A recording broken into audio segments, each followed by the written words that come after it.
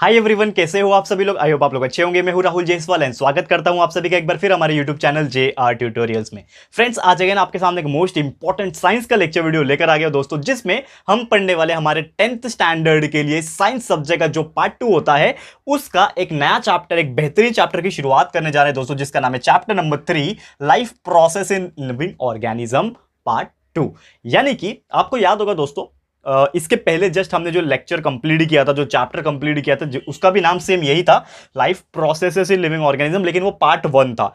और उसमें अगर हम बात करें, जो इसके पहले प्रीवियस चैप्टर था, उसमें हमने जो चैप्टर पढ़ा था उसमें हमने पढ़ा था न्यूट्रिशन क्या होता है, फिर हमने देखा था कि डाइजेशन कैसे होता है, कैसे हमें क्या खाने से, कौन कौन से फूड खाने से वैल्यूज मिलती है, एनर्जी प्रोडक्शन कैसे होता है। आपको याद होगा मैंने बताया था कि किस प्रकार हम ऑक्सीजन लेते हैं और खाना खाते हैं तो हमें एनर्जी मिलती है अंदर से, फिर उसका डाइजेशन वगैरह कैसे होता है। फिर हमने बताया था अलग अलग साइकिल होते हैं, ग्लाइकोलिसिस होते हैं, क्रेब्स साइकिल्स प्रोसेस होता है, ये सभी हमने एक्सप्लेन किया था। साथ ही में लास्ट में सेल डिवीजन, किस प्रकार सेल जो है वो डिवाइड होता है, ये सभी चीज एक्सप्लेन किया था।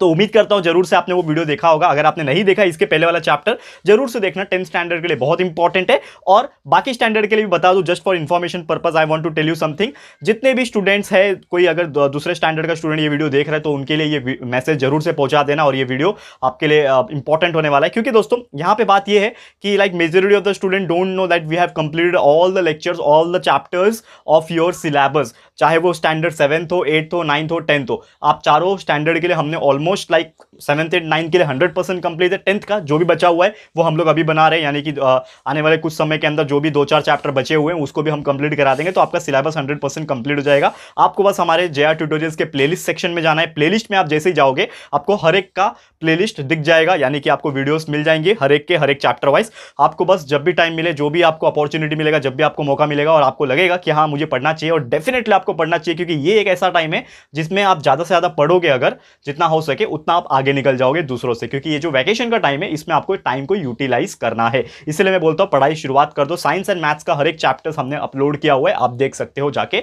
तो मुझे ये बताना था आप लोग के लिए। तो चलिए हमारे टॉपिक पे आते हैं। तो टॉपिक 10th स्टैंडर्ड के लिए है, बाकी स्टैंडर्ड आप वीडियोस अवेलेबल है, आप जाइए ढूंढ के आराम से देख सकते हो, ठीक है।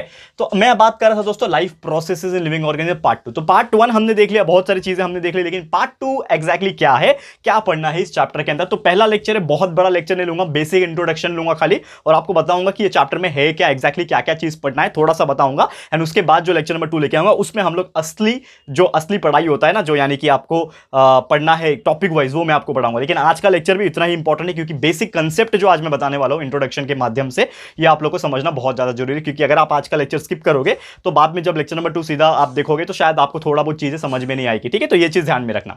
तो लेक्चर नंबर 1 आज पहला है। तो सबसे पहले बात मैं बता दूं कि इस चैप्टर में क्या क्या चीज पढ़ना है। तो सबसे पहले आपको पढ़ना है what do you mean by reproduction. That is your favourite chapter. Like majority of the students like asking me sir reproduction वाला चैप्टर कब शुरुआत करोगे। डेफिनेटली आ चुका है यार, ये जो चैप्टर है इसके अंदर मोस्ट ऑफ द चीजें जो है वो रिप्रोडक्शन के ऊपर है।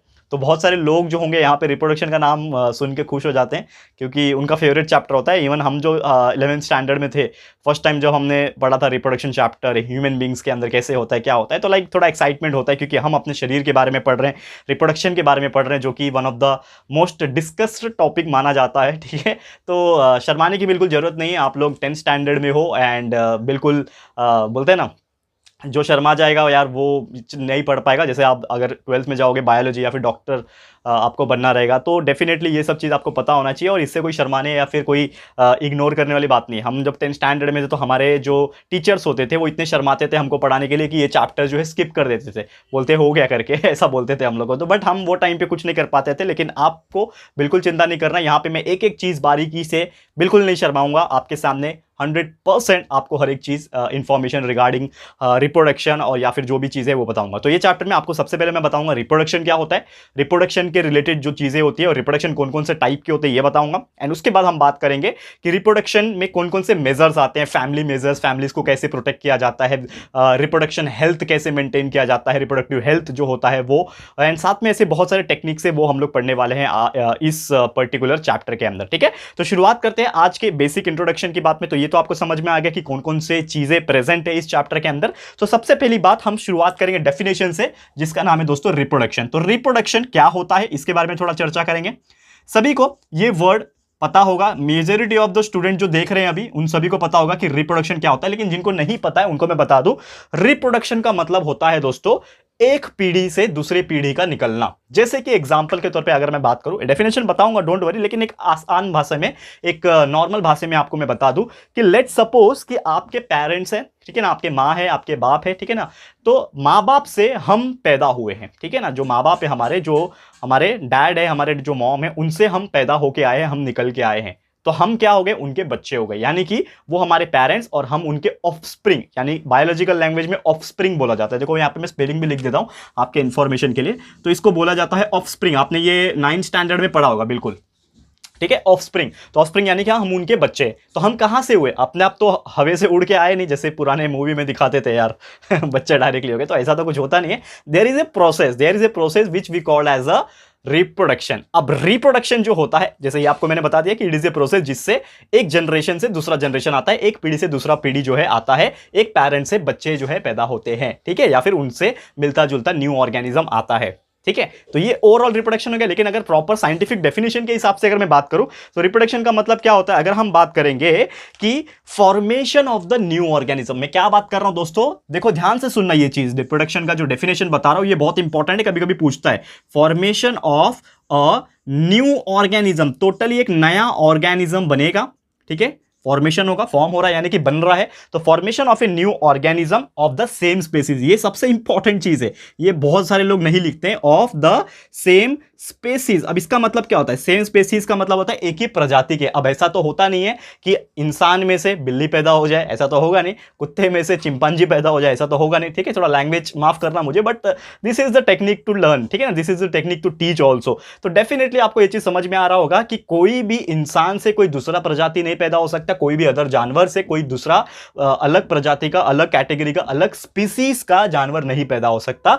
मछली से मछलियां ही पैदा होंगी, इंसान से इंसान ही पैदा होंगे, बिल्ली से बिल्लियां ही पैदा होंगे, डॉग से डॉग ही पैदा होगा। तो ये चीज आपको ध्यान में रखना है। तो रिप्रोडक्शन क्या है, एक फॉर्मेशन है जिसमें एक नया ऑर्गेनिज्म बनता है, और नया ऑर्गेनिज्म बनता है वो भी कैसा, सेम स्पेसीज का, यानी इंसान का इंसान ही होगा, तो सेम स्पेसीज का बनता है। और किससे बनता है, बाय अर्लियर, अर्लियर यानी पहले वाले ऑर्गेनिज्म से, बाय अर्लियर ऑर्गेनिज्म यानी कि उनके पहले के जो ऑर्गेनिज्म है उनसे बनता है। जैसे कि मैं हूं, मैं कैसे बना हूं, तो मैं बना हूं मेरे अर्लियर ऑर्गेनिज्म, तो मेरे पहले कौन ऑर्गेनिज्म आया, कौन आया, मेरे पेरेंट्स आए, तो मेरे पेरेंट्स से मैं बना, तो मेरे से जो पहले एग्जिस्टिंग, ठीक है ना, एक और वर्ड ध्यान में रखना, तो यहां पे अर्लियर एग्जिस्टिंग, ये वर्ड लिख लो यहां पे, एग्जिस्टिंग जो पहले से मौजूद हो, ठीक है ना, तो पहले से जो मौजूद ऑर्गेनिज्म है उनसे ही हम जो है बनते हैं, फॉर्मेशन होते हैं, लेकिन हम भी सेम स्पेसीज के होते हैं। और वो ओवरऑल जो प्रोसेस होता है, यही प्रोसेस को हम लोग बोलते हैं रिप्रोडक्शन। ये बहुत इंपॉर्टेंट चीज है, इसको समझना, इसको बिल्कुल लाइटली नहीं लेना है।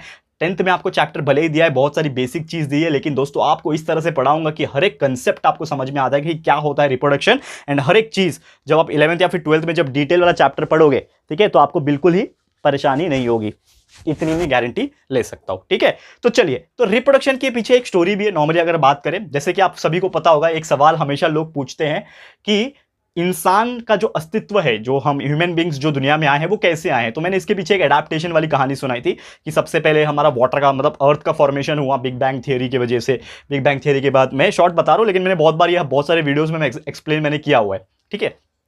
और 10th में भी मैंने एक कौन सा तो चैप्टर था, आई गेस पार्ट 1 के या फिर part 2, I don't know, I don't remember actually कि मैंने किस में तो बताया, लेकिन 10th में मैंने बताया हुआ है, ठीक है। तो ये चीज़ मैं बहुत बार बोला हूँ कि बिग बैंग थियरी होने के बाद वाटर का फॉर्मेशन हुआ, वाटर के बाद एल्गी का फॉर्मेशन हुआ, सबसे पहला जो ऑर्गेनिज्म आया एल्गी आया, अमीबा आया, एंड इससे धीरे धीरे करके बहुत सारे ऑर्गेनिजम्स बने। फिर लेम्यूर्स आए, लेम्यूर्स यानी कि जो बंदर जैसे दिखते हैं, धीरे धीरे उनसे हमारे क्या आ गए, होमोपिथेसिस, रामापिथेसिस, फिर ऑस्ट्रेलोपिथेसिस, ऐसे करते करते करते होमोसेपियंस आ गए, होमोसेपियन के बाद होमोसेपियन सेपियन आ गए, यानी हम इंसान आ गए, ठीक है ना। तो इंसान आ गए, हमारे जो ब्रेन था डेवलप होते गया, जिसकी वजह से हम लोग अपना लाइफस्टाइल भी चेंज कर दिया और हम बहुत ही लग्जरियस लाइफ आज के डेट में जी रहे हैं इंसान।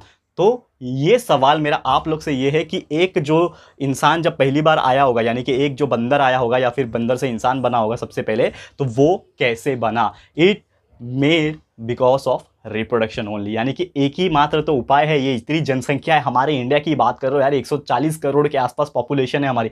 कहाँ से आ रही है यार ये पॉपुलेशन? 140 करोड़ ऑफ पॉपुलेशन कहाँ से आ रही है? Just because of this thing which is known as a reproduction. People are reproducing 2 or 3 individual organisms in a family and like producing more and more. There are some people like they are producing more than 10। मैं किसी की भावनाओं को यहाँ पे ठेस पहुंचाने की बिल्कुल पर्याप्त नहीं हूं। यहाँ पे मैं आपको बहुत बार बोलता हूं कि जस्ट आई एम टीचिंग, और अगर मेरी ये बात से किसी को ठेस पहुंची है तो प्लीज़ मुझे माफ़ करना। लेकिन यहाँ पे एक कहने का मतलब ये है कि देखो इसके पीछे मैं थोड़ा सा टॉपिक दूसरा चेंज करूंगा, क्योंकि देखो यहाँ पे पॉपुलेशन कंट्रोल बहुत इंपॉर्टेंट है। जैसे मैंने बोला कि कुछ फैमिलीज ऐसी होती है जहाँ पे एक एक पेरेंट्स से 8-8, 10-10 बच्चे भी अडॉप्ट हुए हैं, यानी कि आप पैदा होके आए हैं। तो लेकिन दिस इज़ आज के डेट में अगर आप बात बोलोगे तो ये बहुत ही रेयर है एंड बहुत ही ज़्यादा आपको इस चीज़ को केयर करना पड़ेगा, क्योंकि अगर आप ऐसे करोगे तो डेफिनेटली पॉपुलेशन कंट्रोल कभी नहीं होगा एंड हमारे इंडिया का पॉपुलेशन इतना हो जाएगा, रिसोर्सेज की कमी हो जाएगी, खाना कम रहेगा, लोग ज़्यादा रहेंगे एंड लोग ऐसे ही मरेंगे। वो बीमारी तो जाने ही दो, जो चल रहा है बीमारी वो जाने ही दो, लेकिन ये पॉपुलेशन एंड खाने की कमी से लोग ज़्यादा मरेंगे। तो ये भी बहुत इंपॉर्टेंट फैक्टर है, ये आपको ध्यान में रखने वाली बात है। तो हम बात करें दोस्तों रिप्रोडक्शन की, तो जैसे मैंने आपको एक चीज़ बताया अभी कि इतने लंबे चौड़े ईयर्स के बाद हम इंसान का वजूद आज के डेट में क्या है, तो इतने सारे जो लोग बने कैसे बने? Because of reproduction. ठीक है, ये तो आपको समझ में आ गया। अब जो रिप्रोडक्शन होता है क्या सिर्फ इंसानों में होता है? बिल्कुल नहीं। जैसे कि अगर मैंने आपको बताया कि यार हम इंसान तो बढ़ गए, यानी कि एक बंदर से इंसान बन गया एंड धीरे धीरे इंसान ने बहुत सारे इंसान बना दिए। ठीक है, पूरे दुनिया में हम राज कर रहे हैं अलग अलग कंट्रीज में, लेकिन सिर्फ इंसान ही बढ़े क्या? सिर्फ इंसान का ही रिप्रोडक्शन हो सकता है क्या? बिल्कुल नहीं। Reproduction is made for all the living organism. जितनी भी दुनिया में एक लिविंग ऑर्गेनिज्म है, चाहे वो एक छोटा सा कीड़ा हो, चाहे वो एक प्लांट हो, चाहे वो एक इंसान हो, चाहे वो कोई भी जानवर हो, तो हर कोई लिविंग ऑर्गेनिज्म, ये मेरी बात ध्यान में रखना कि जो भी लिविंग ऑर्गेनिज्म होता है, all living organism can reproduce and उसमें रिप्रोडक्शन होता ही होता है। प्लांट्स हो, एनिमल हो, छोटा माइक्रो ऑर्गेनिज्म क्यों ना हो, एक फंगस क्यों ना हो और एक इंसान क्यों ना हो। तो ये मैं बात को बता रहा हूं। तो इसके लिए हम पढ़ने वाले हैं अभी, जो कि है types of reproduction. Types of reproduction क्या होता है ये मैं बात करूंगा। आखिरी टॉपिक है, जैसे मैंने बोला था कि बहुत बड़ा लेक्चर नहीं लूंगा, बेसिक इंट्रोडक्शन ही बताऊंगा, लेकिन ये बेसिक रिप्रोडक्शन आप लोग के लिए बहुत ज्यादा इंपॉर्टेंट होने वाला है। तो जो मैंने आपको बहुत सारी चीजें बताई है, उम्मीद कर रहा हूं आपको समझ में आ रही होगी। एक और चीज जो कि लास्ट मेरा टॉपिक है आज का, जिसका नाम है टाइप्स ऑफ रिप्रोडक्शन, ये बहुत ज्यादा जरूरी है जानना। क्योंकि क्या होता है, जैसे कि मैंने आपको बोला कि अगर मैं पूछूंगा कि रिप्रोडक्शन क्या होता है, चलो आप बता दोगे, लेकिन मैं पूछूंगा कि रिप्रोडक्शन कितने तरीके के होते हैं, तो आप लोग शायद ना बता पाओ। क्यों नहीं बता पाओ? क्योंकि रिप्रोडक्शन के बेसिक में अगर बात करूं, मेन जो होते हैं वो 2 ही तरीके होते हैं, लेकिन ये दोनों के अंदर भी बहुत सारे अलग अलग होते हैं। तो वो मैं आज बात नहीं करूंगा, आज मैं आपको सिर्फ हेडिंग बताने वाला हूं।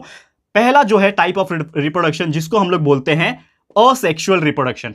असेक्सुअल रिप्रोडक्शन, ठीक है, ध्यान से सुनना ये बात। मैं आपको आज बहुत ज्यादा डिटेल में एक्सप्लेन नहीं करूंगा, क्योंकि ये टॉपिक का मैं सिर्फ हेडिंग बता रहा हूं और थोड़ा थोड़ा अंदर से समझाऊंगा कि ये असेक्सुअल और सेक्सुअल क्या होता है। फिर हम लोग जो लेक्चर नंबर 2 लेके आऊंगा, कल भी लेके आ जाऊंगा, लगातार लेके आऊंगा, एंड उसमें आपको एक एक टॉपिक लिख के और उसके अंदर के जो टाइप्स होंगे वो भी आपको एक्सप्लेन करूंगा। ठीक है, और सेकंड होता है दोस्तों जिसका नाम है सेक्सुअल। एक असेक्सुअल है और दूसरा जो होता है वो होता है सेक्सुअल।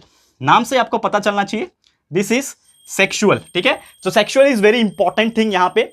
अब यहां पे असेक्सुअल लगा दिया, तो असेक्सुअल रिप्रोडक्शन का बेसिक जो मीनिंग होता है वो ये होता है दोस्तों कि रिप्रोडक्शन हो रहा है, इसका मतलब कहीं ना कहीं यहां पे पेरेंट्स का इन्वॉल्वमेंट होगा। तो जैसे मैंने आपको बोला कि हम दोस्तों कहां से आ रहे हैं, पेरेंट्स के अंदर से आ रहे हैं। तो वो जो पेरेंट्स के अंदर से आ रहे हैं वो किस वजह से आ रहे हैं? Because of gametes. एक मेल होता है, एक फीमेल होता है। तो मेल क्या होता है यहां पे, वो अपना जो गैमेट्स होता है वो रिलीज करता है। फीमेल क्या होती है, वो अपना गैमेट्स रिलीज करती है, एंड दोनों के कॉम्बिनेशन के वजह से यहां पे क्या होता है, एक तरीके से असेक्सुअल रिप्रोडक्शन होता है।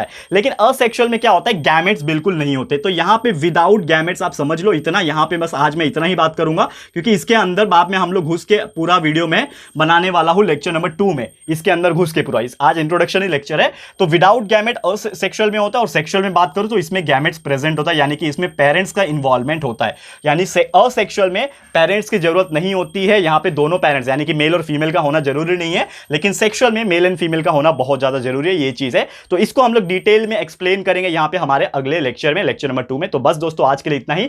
ये वीडियो आपको कैसा लगा है प्लीज हमें कमेंट करके बताइएगा, अपनी राय और सजेशन जरूर से दीजिएगा। और अगर आपको दोस्तों ये वीडियो पसंद आया है दोस्तों तो प्लीज ये वीडियो को लाइक कीजिएगा एंड शेयर जरूर से करिएगा। अपने जितने सारे फ्रेंड्स हैं सबको शेयर जरूर से कर देना। एंड अगर आपने अभी तक इस चैनल को सब्सक्राइब नहीं किया है तो फटाफट से हमारे चैनल को भी सब्सक्राइब कर देना। साथ में दोस्तों बेल आइकन को हिट कर देना ताकि जब भी हम लोग कोई वीडियोस को अपलोड करेंगे आप लोगों को नोटिफिकेशन मिलती रहेगी। ठीक है फ्रेंड्स, तो मिलते हैं हमारे अगले वीडियो में। ये वीडियो देखने के लिए thank you and good bye.